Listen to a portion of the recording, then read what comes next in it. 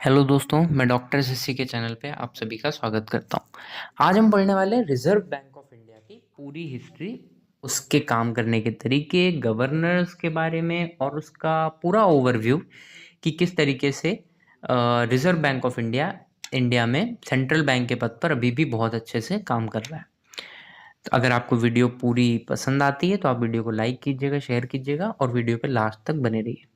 देखिए, history of reserve bank of India हम पढ़ रहे हैं, ठीक है, जिसका एस्टैब्लिशमेंट 1935 से हुआ था और इसकी टैगलाइन है हेयर कम्स द सन।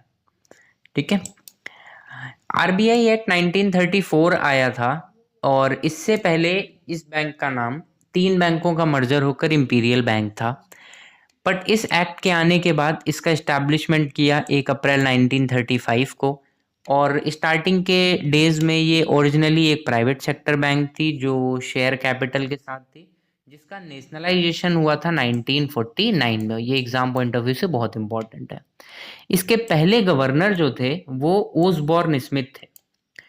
ठीक, पर आरबीआई एक्ट आने से पहले भी ये गवर्नर रहे थे, करीब इन्होंने 20 साल आरबीआई के गवर्नर ये रहे हैं, पर ऐसे ये 1935 से 1937 तक रहे थे, इसके बाद चेंज हो गए थे।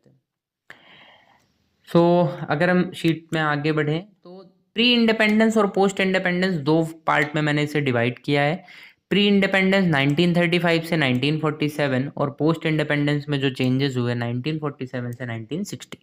प्री इंडिपेंडेंस में जो चेंज हुआ, पहले तो 1937 में इसका हेडक्वार्टर 1937 तक कलकत्ता में था, फिर उसे शिफ्ट किया गया मुंबई में। आज भी मुंबई में ही इसका हेडक्वार्टर है।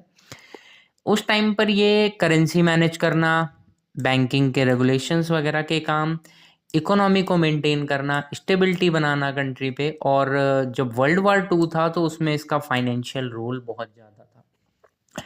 इंडिपेंडेंस के बाद चीज़ें चेंज हुई, जो फोकस वर्ल्ड वॉर या वॉर पे था वो फोकस अब डेवलपमेंट की तरफ बढ़ा।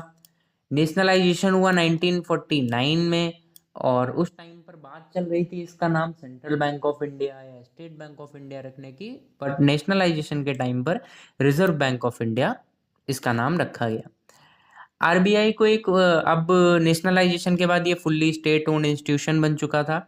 इसने 5 इयर्स प्लान्स लाए जो कि इंडिया की ग्रोथ का एक बहुत ही इम्पोर्टेंट पार्ट बने। रेगुलेटरी रिफॉर्म्स और मॉडर्नाइजेशन इसके बाद के पॉइंट्स हैं, जैसे 1970 से 2000 तक का पीरियड हम रेगुलेटरी रिफॉर्म्स में काउंट कर रहे हैं और 2000 के बाद का पूरा पीरियड हम मॉडर्नाइजेशन पे काउंट कर रहे हैं। रेगुलेटरी रिफॉर्म्स में क्या चेंजेस हुए थे कि जैसे 14 मेजर बैंक्स का नेशनलाइजेशन किया गया था 1969 में। ये एक इम्पॉर्टेंट बात है, ये नंबर ईयर आपसे बहुत पूछा जाता है। इंट्रोडक्शन मॉनेटरी पॉलिसी का, जैसे कि कैश रिजर्व रेशियो और स्टेचुरी लिक्विडिटी रेशियो। अगर आपको ये दोनों वर्ड्स के बारे में करना है, वीडियो को छोटा रख रहे हैं तो इसके लिए मैं अलग से एक वीडियो बना दूंगा। लिबरलाइजेशन और ग्लोबलाइजेशन किया गया इकोनॉमी का इस टाइम पीरियड के दौरान। मॉडर्नाइजेशन में क्या हुआ, इम्प्लीमेंटेशन किया गया बैंकिंग सुपरविजन का। इन्फ्लेशन टारगेट को फ्रेम किया गया 2016 में।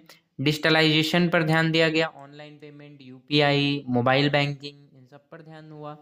फाइनेंशियल स्टेबिलिटी और रेगुलेटरी फ्रेमवर्क पर अभी भी हम कॉन्टिन्यूअस ध्यान दे रहे हैं। फ्रॉड्स वगैरह से बचने की भी पूरी कोशिश की जा रही है आरबीआई की तरफ से। तो अगर हम माइलस्टोन्स देखें तो 1935 में आरबीआई का एस्टैब्लिशमेंट, 1949 में नेशनलाइजेशन, 1950 में बैंकिंग रेगुलेशन एक्ट, 1969 में 14 मेजर बैंक्स का नेशनलाइजेशन, 1991 में इकोनॉमिक लिबरलाइजेशन एंड 2016 में इन्फ्लेशन टारगेटिंग फ्रेमवर्क।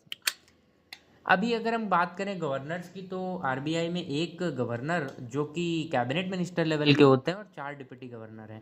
जैसे अभी शक्तिकांत दास जी एज गवर्नर हैं, 2018 से कॉन्टिन्यूअस हैं। डेप्यूटी गवर्नर में माइकल पात्रा हैं जो मॉनिटरी पॉलिसी डिपार्टमेंट के इंचार्ज हैं, और राजेश्वर राव जी हैं जो करेंसी मैनेजमेंट के और फॉरेन एक्सचेंज के इंचार्ज हैं। टी रविशंकर पेमेंट और सेटलमेंट सिस्टम के इंचार्ज हैं, और स्वामीनाथन जानकी रमन ये सबसे लेटेस्ट एडिशन है इस एलाइड टीम के, और ये भी सबके साथ ही वर्क कर रहे हैं। So this is last. जय हिंद। अगर आपको वीडियो पसंद आई हो तो प्लीज़ वीडियो को लाइक कीजिएगा, शेयर कीजिए, सब्सक्राइब कीजिए ताकि मैं आगे भी और वीडियो डालता रहूँ। Thank you.